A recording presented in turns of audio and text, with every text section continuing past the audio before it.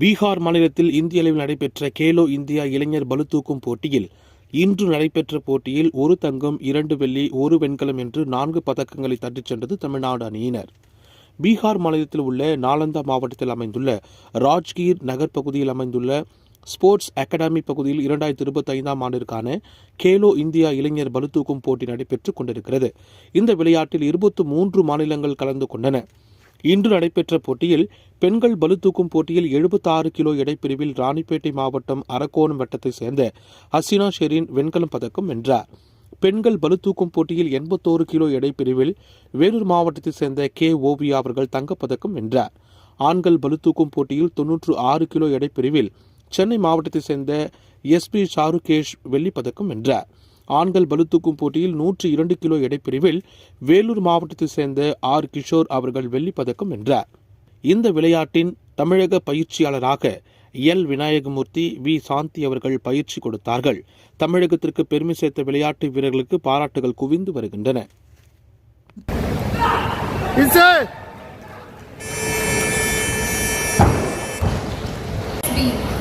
I would request Arun sir to kindly present the silver medal and souvenir to the athlete.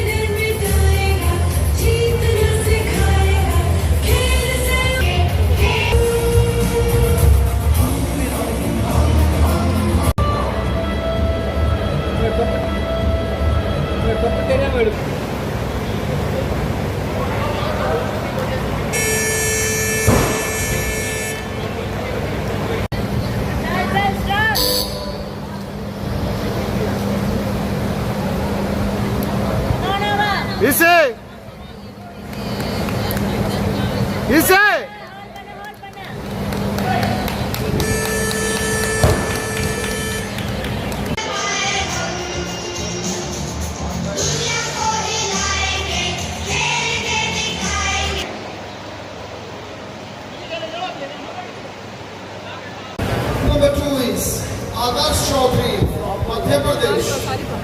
Number 3, Chanakya Mura.